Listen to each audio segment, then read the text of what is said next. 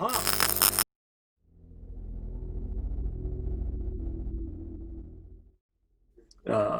We all split up. We all went to our different places, and I wound up deciding. I went to Noonan and rented a mobile home, and it's a lot like the place I'm in now, a little bit smaller, but it was a two-bedroom with a nice screened-in porch. For a single guy, in his 20s, it was just fine for me. I was still working at Bonnell, but I decided to join the Air Force. So anyway, I moved into this single wide mobile home. It was a private thing. They had like 5 homes in the property by a nice couple, and uh,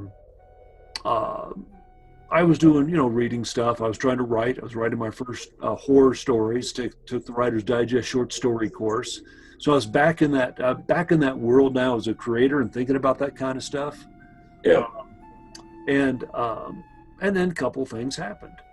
So one time I lay down, it's middle of the afternoon, I lay down on my sofa in that living room to take a nap. And I'm laying on my side facing, the living room goes straight into the kitchen. So I'm facing the kitchen, and I suddenly have the distinct impression that I am not alone. So I open my eyes, and there's a little blonde boy and a little blonde girl, brother and sister. I just took them to be brother and sister, standing there at the next to the in front of the kitchen, standing side by side watching me. And I think, I'm hallucinating. They can't be here. So I close my eyes. I open them back up. They're standing right over me. Oh my gosh. They're standing over my body, looking down at me. And I went, I get up, I get out of there. I'm like, what the hell was that? I'm hallucinating. But it was so weird. I don't know if they're really there, but if it was a dream, it was just incredibly, my brain playing a trick on me. Go, well, this will freak him out. Yeah. It could have been a dream. Yeah, it could have been. But, then again, and maybe it wasn't. Yeah, you just don't know. But it was certainly startled me. And it was just so, again, the thing that strikes me about when I have those things happening in a dream thing is that I'm in the real world. The thing, when I saw the little boy at the White House, I'm laying on my real bed. I'm looking at my real floor when I see him in the dream. And when I open my eyes, it's the same world. The only thing different is the entity is gone. And it was the same thing for those 2 children. That was my, it was a dream. Well, it was a perfectly rendered version of where I really lived. So without any additions, nothing dream-like about it. Yeah. Well, then this weird thing happened. So I'm asleep one night, and I hear the front door open, and I hear people walking down the hallway. And I look at my clock, and it's like 1 a.m.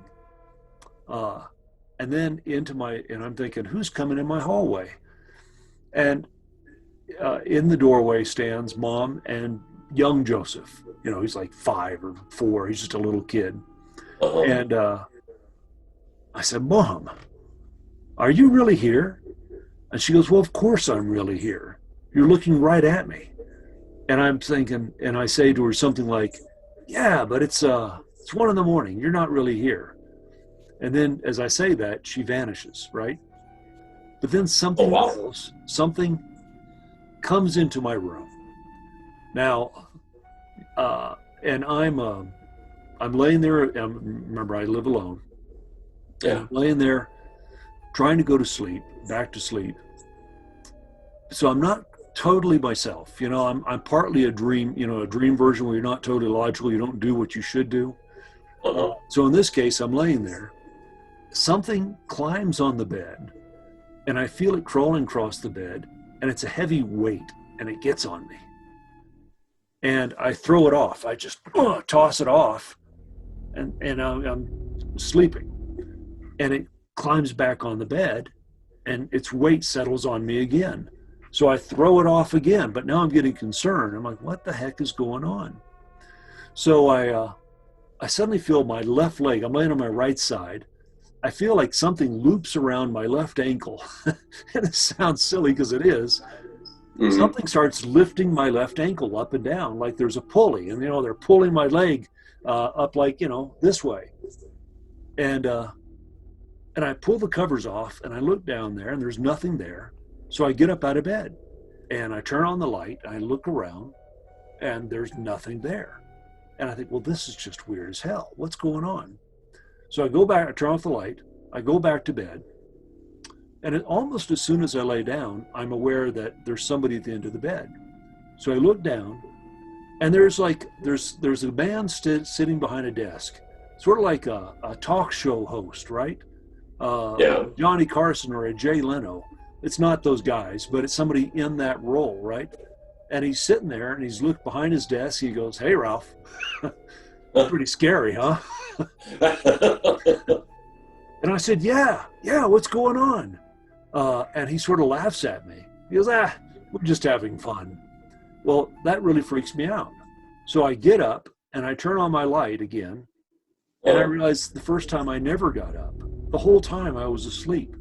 This time I really am up and I really do turn on my bedroom light. And I go oh into the wow. living room and I don't go back to bed. I'm like, I'm not I going there. wouldn't. I, it was just the weirdest night. And I couldn't explain it. I have no idea what happened.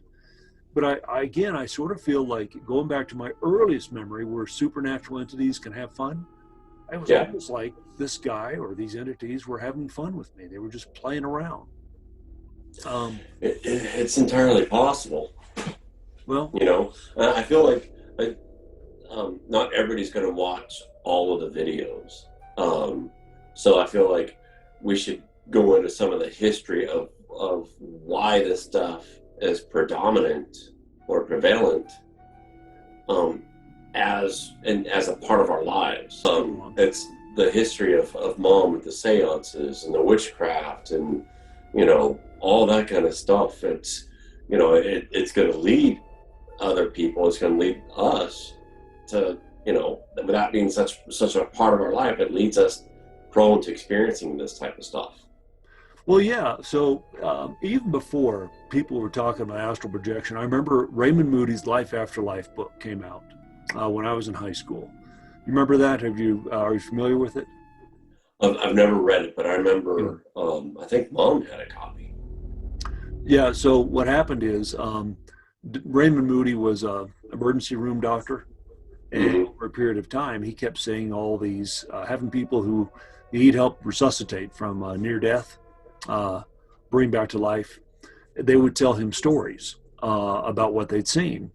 And he just sat down one day and sort of wrote a book about it. And it was not the first time that had been mentioned, but the first time in academic literature, in common things that we could read, as opposed to, say, you know, esoteric religious text. And it brought it out in the open. And so she had read that book, and then she had me read it. And, it was about what happens, the tunnel and the figures of light, and is it your Hmm. time or not, all that kind of stuff. Well, that sort of opened the floodgates, and that was part of regular reading. But, even before then, mom had, we all talked about the seances, trying to contact her dead mother, or with a Ouija board and me just saying, "Hey, if there's anybody here, you're welcome to come talk to us." I mean, she was like an open. The thing about doing that kind of stuff is you're in danger of being noticed now. Hmm. Entities are aware that you're open to them, so you attract them by that openness. You're like a little light in the darkness. Well, mom would have been a floodlight in the darkness, Yeah. because she was so into that stuff. So anyway, yeah, no. Then of course, after life, um, I remember I was in high school, and mom started telling me about these experiences where she was having out of body astral travel experiences, Uh-huh. and um, she reported all sorts of scary stuff. For her, this wasn't pleasant. Uh, she was seeing entities around the room. I remember her telling me one story about how she woke up and something was trying to pull her through the bedroom window, and she was yelling for dad to help, but dad was sound asleep. Mom's like, his stupid butt didn't wake up. Even though I was yelling for him, he just laid there sleeping.